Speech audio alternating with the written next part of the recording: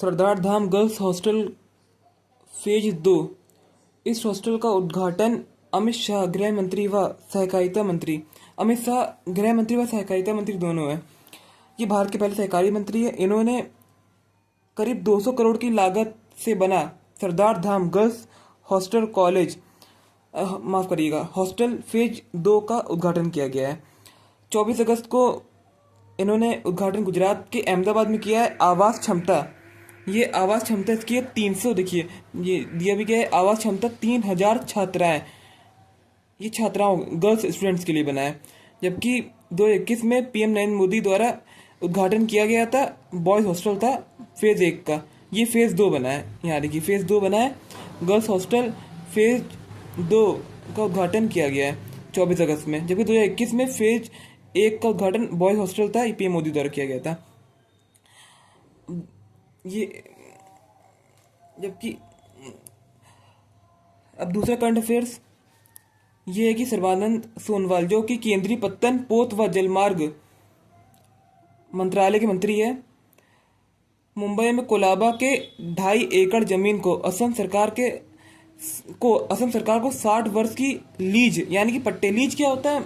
जैसे कि कोई एक व्यक्ति है, वो अपनी संपत्ति को किसी दूसरे व्यक्ति को एक निश्चित तय समय के लिए दे रहा है यूज़ करने को। मुंबई गवर्नमेंट जो है वो असम सरकार को दे रही है। मुंबई गवर्नमेंट नहीं, यानी कि जो सर्बानंद सोनोवाल है, भारत सरकार असम सरकार को मुंबई के कोलाबा के 2.5 एकड़ जमीन को असम सरकार को दे रही है, ताकि इसका उद्देश्य असम के लोगों को बुनियादी ढांचा प्रदान किया जा सके।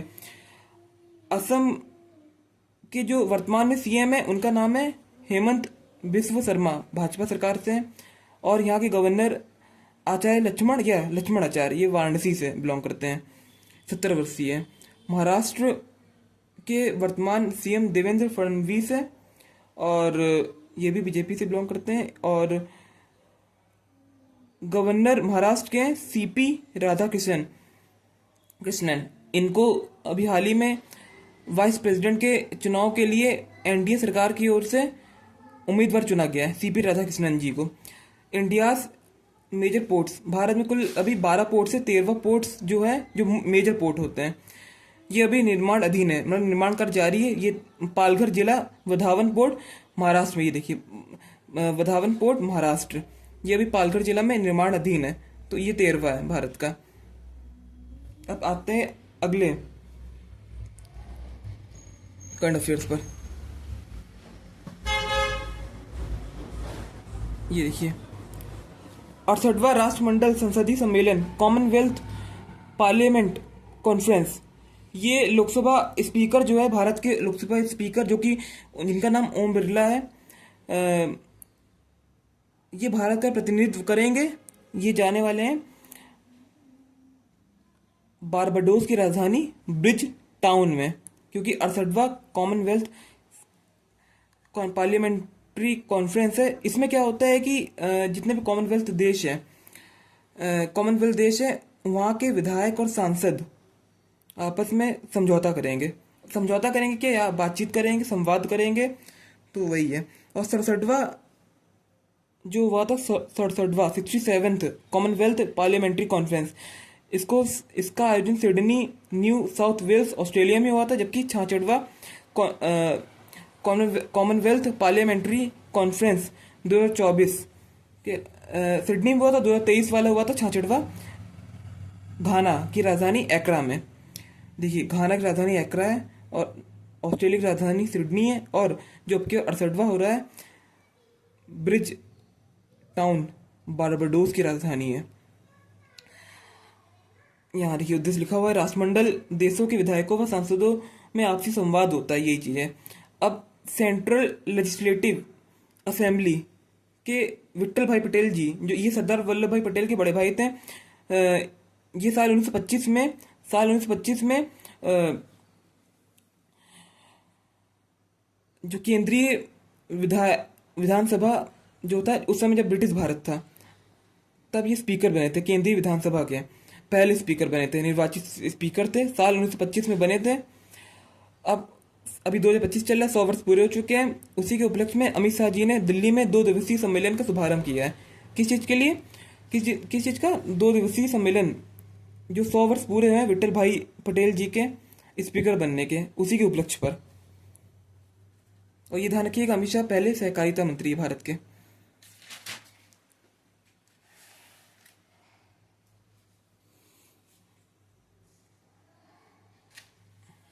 कैप्टन शुभांशु शुक्ला समेत 4 गगनयान यात्रियों को सम्मान। रक्षा मंत्रालय द्वारा रक्षा मंत्री राजनाथ सिंह के द्वारा, जो कि लखनऊ निर्वाचित क्षेत्र से सांसद है, ने इन चारों को दिल्ली में एक सम्मेलन हुआ था, उसी में चारों को सम्मानित किया गया है। ये 4 गगनयान मिशन जो होने वाला है इसरो की तरफ से, ये भारत का पहला ह्यूमन स्पेस मिशन होगा, मतलब मानव को भेजा जाएगा। इससे पहले रशिया, चाइना, अमेरिका, ये 3 देश कर चुके हैं, भारत चौथा देश बन जाएगा। लेकिन गगनयान मिशन के पहले व्योम मित्र नामक एक आधा मानव रोबोट है। इसको दिसंबर 2025 में भेजा जाएगा। और ये जो लिखा हुआ है ये एक ट्रिक है, ये इन चारों का नाम याद रखने की। शु मतलब शुभांशु, नायर या नायर, कृष्णन और प्रताप, ऐसे ध्यान सकते हैं कि शुभांशु, नायर, कृष्णन और प से मतलब अंगद प्रताप। ये शुभांशु शुक्ला, पीबी नायर, अजीत कृष्णन और अंगद प्रताप 24 अगस्त को रक्षा मंत्री द्वारा सम्मानित किया गया है। गगनयान मिशन के बारे में पढ़ लिया। और अब शुभांशु शुक्ला कौन है? 39 वर्षीय इंडियन एयरफोर्स के टेस्ट पायलट हैं। एक्सियम 4 मिशन जो अभी नासा और स्पेस एक्स का था, नासा और स्पेस एक्स, एलन मस्क की कंपनी स्पेस एक्स और नासा, पता ही होगा आपको। तो शुभांशु शुक्ला 39 वर्षीय एक्सियम 4 मिशन के हिस्सा थे। इसमें यूएसए, इंडिया, पोलैंड और हंगरी के इन चारों देश के अंतरिक्ष यात्री थे। 25 जून से 15 जुलाई 2025 तक, मतलब 25 जून को लॉन्च किया गया था, 15 जुलाई 2025 को वापसी हुई है। 18 दिन का ये था, 18 दिन में तक ये मिशन चला। और हाँ, इसरो के बारे में जानकारी। इसरो की स्थापना 15 अगस्त 1969 में हुई थी। और विक्रम साराभाई जो थे इसके संस्थापक थे। इन्हीं को भारतीय अंतरिक्ष कार्यक्रम का जनक कहा जाता है। इनका जन्म दिवस 12 अगस्त को होता है, विक्रम साराभाई जी। और इसरो का मुख्यालय बेंगलुरु में। पीएम मोदी अभी हाल ही में 26 अगस्त को गुजरात दौरा करेंगे। परियोजना 5400 करोड़ से अधिक की योजना का लोकार्पण व उद्घाटन होगा। और साथ ही साथ सुजुकी के सुजुकी जो जापानी कंपनी है, इलेक्ट्रिक व्हीकल बैटरी ई वितारा जो है इसको खरीदेंगे। वह भारत 100 देशों से अधिक में निर्यात करेगा। भारत 100 से अधिक देशों में निर्यात करेगा।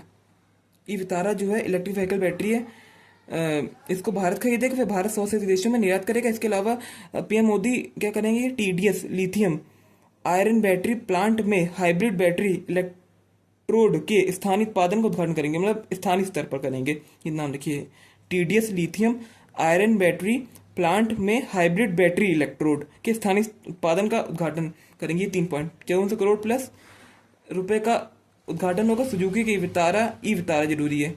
ई विटारा जो है ये इलेक्ट्रिक व्हीकल बैटरी है, 100 से अधिक देशों में निर्यात करेंगे। और ये चीज़ है 25-26 अगस्त को गुजरात विजिट होगा, तो ई विटारा ध्यान रखिएगा। थल सेनाध्यक्ष general Upendra Dwivedi, chief of army staff, ये अल्जीरिया यात्रा पर जाएंगे। अल्जीरिया की राजधानी अल्जीयर्स है, नॉर्थ अफ्रीकन कंट्री है अल्जीरिया। और थल सेना अध्यक्ष जनरल उपेंद्र द्विवेदी, हाँ, अभी हाल ही में अगस्त के महीने में थल सेना, ये माफ करिएगा, जो अभी भारत थल सेना अध्यक्ष ये जनरल उपेंद्र द्विवेदी, और ये भी अल्जीरिया जाएंगे। और इसके अलावा ये जो पुष्पेंद्र जी है, लेफ्टिनेंट जनरल पुष्पेंद्र, ये 1 अगस्त या अगस्त के महीने में ही इनका भी vice chief of army staff में नियुक्ति हुई है, मतलब उपाध्यक्ष के रूप में। और इंडियन आर्मी डे 15 जनवरी को होता है, इंडियन एयरफोर्स डे 8 अक्टूबर, इंडियन नेवी डे 4 दिसंबर को होता है।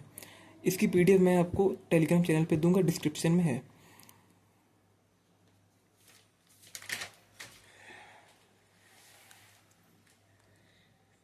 चेतेश्वर पुजारा जो कि भारतीय क्रिकेटर थे, क्रिकेट के सभी फॉर्मेट से इन्होंने संन्यास ले लिया है। सौरभ गांगुली की बात आती है तो इनको जो साउथ अफ्रीका में, जैसे भारत में आईपीएल होता है उसी प्रकार साउथ अफ्रीका में T20 करके एक लीग होता है, साउथ अफ्रीका 20 करके। प्रिटोरिया कैपिटल के हेड कोच बने हैं सौरभ गांगुली।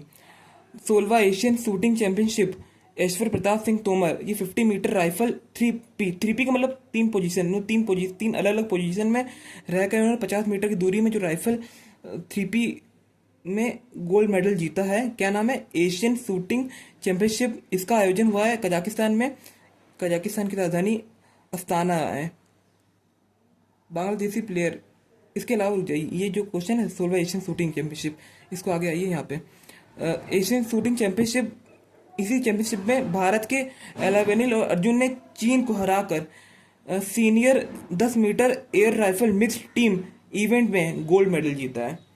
सीनियर 10 मीटर, ये मिक्स्ड का मतलब है कि ये महिला और पुरुष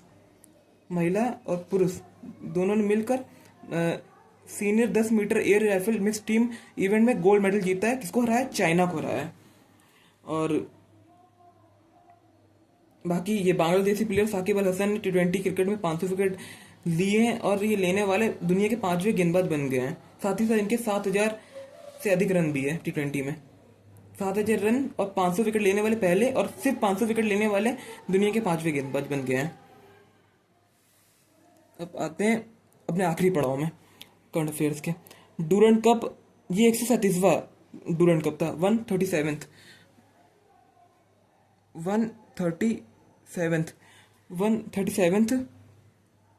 डूरंट कप, काफी पुराना है।